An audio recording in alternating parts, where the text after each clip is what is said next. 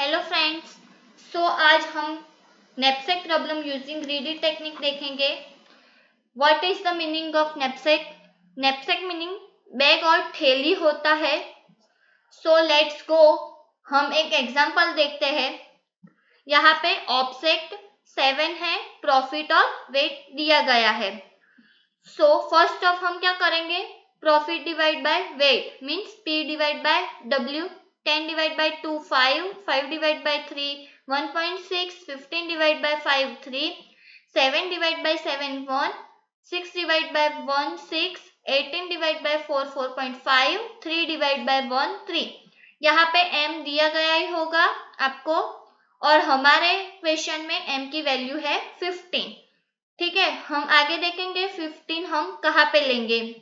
First of हम देखते हैं, इसमें से सबसे बड़ी वैल्यू है उसे हम लाइन में रख देंगे।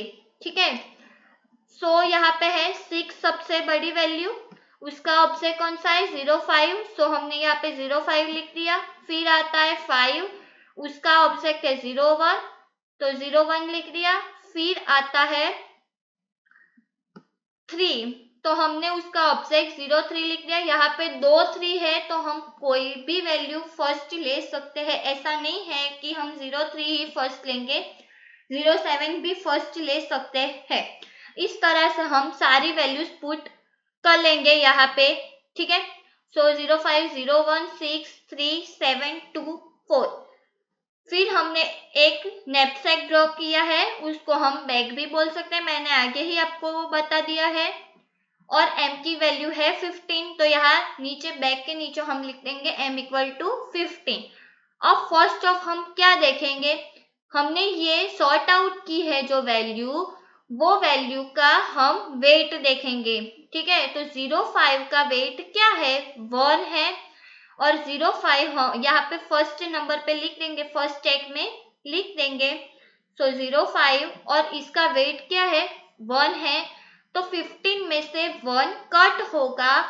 हमारे पास कितनी वैल्यू बची अब 14। ठीक है, ये बैग में हमें वेट भरना है। ठीक है, ये बैग कितना वेट उठा सकती है ये बताया गया है इसमें।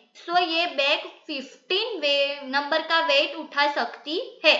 तो यहाँ पे अब कितना बचा 14 बचा हमारे पास। अब 0.1 ऑब्जेक्ट पे जो है उसका वेट कितना है 2 है, तो हमने 14 में से 2 कट किए, तो अब कितने बचे 12 बचे। और दूसरे स्टैक में हम क्या लिखेंगे 0.1। ठीक है, बाद में अब आता है 0.6 नंबर का ऑब्जेक्ट, तो 0.6 नंबर के ऑब्जेक्ट में कितना वेट है 4 वेट है, तो 12 में से 4 कट होगा, तो कितना बचेगा 8 बचेगा। अब यहाँ पे हम लिख देंगे 0.6। ठीक है, बाद में आता है 0.3 नंबर का ऑब्जेक्ट, तो वहां पे 5 लिख देंगे। 8 में से 5 कट होगा, कितना बचेगा 3 बचेगा। यहाँ पे लिख दिया हमने 0.3। ठीक है, अब आता है 0.7, उसमें कितना वेट है 1 है, तो 3 में से 1 कट होगा तो 2 बचेगा। और यहाँ पे हमने 0.7 लिख दिया है।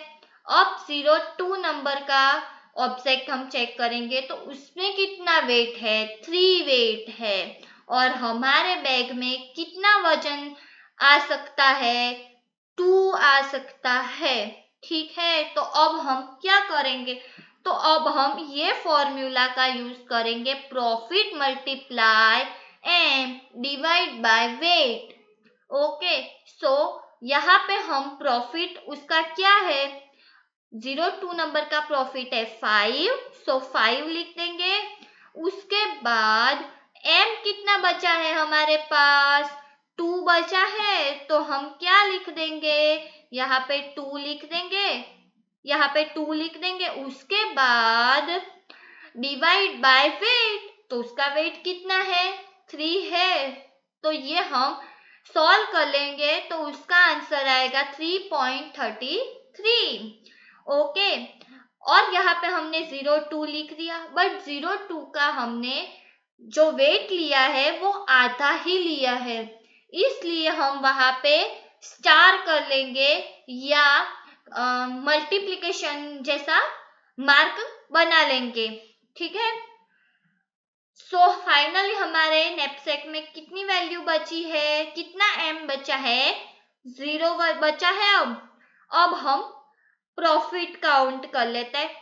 हमारा वेट का तो कंप्लीट हो गया, वेट में जो 0 लाना था वो हमारा मकसद था, वो कंप्लीट हो गया है। अब हम प्रॉफिट की तरफ आगे बढ़ते हैं, तो प्रॉफिट कैलकुलेशन करते हैं। तो फर्स्ट ऑफ 0.5 है, तो 0.5 में प्रॉफिट कितना है, 6 है, तो हमने यहाँ पे 6 लिख दिया। फिर आता है 0.1, 0.1 आता है, तो 0.1 में प्रॉफिट कितना है, 10 है, तो हमने यहाँ पे 10 लिख दिया। फिर आता है 0.6, तो 0.6 में 18 है, तो हमने यहाँ पे 18 लिख दिया। फिर आता है 0.3, तो 0.3 में 15 है, तो हमने यहाँ पे 15 लिख दिया।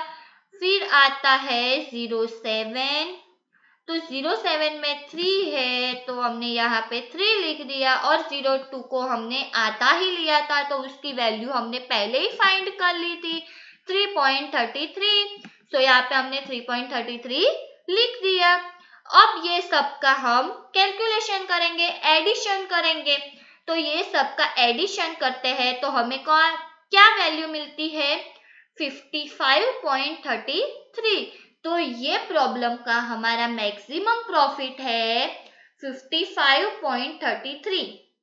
ठीक है, ये हमारा फाइनल आंसर होगा। अब इसे हम क्वेश्चन ऐसे भी पूछ सकते हैं कि the order of object to collect. हमने जो ऑब्जेक्ट कलेक्ट किए उसे हम ऑर्डर में लिखे। वो तो हमने पहले से ही लिख लिए थे, सो इसे यहाँ कॉपी पेस्ट करना है। बट याद रखना कि आपने बैग में जितने लिए हैं ऑब्जेक्ट उतने ही यहाँ पे लिखने, सारे नहीं लिखने हैं। ठीक है, यहाँ पे मैंने आपको बोला कि हमने इसकी आधी वैल्यू ही ली है, तो हम मल्टीप्लिकेशन के साइन से उसे बताएंगे। तो यहाँ पे मल्टीप्लिकेशन का साइन करना जरूरी है, वरना आपका आंसर गलत हो सकता है। तो ये था नैपसैक प्रॉब्लम यूजिंग ग्रेडी टेक्निक। आपको अच्छे से समझ आया होगा, ऐसा मैं मानती हूँ। Thank you for watching.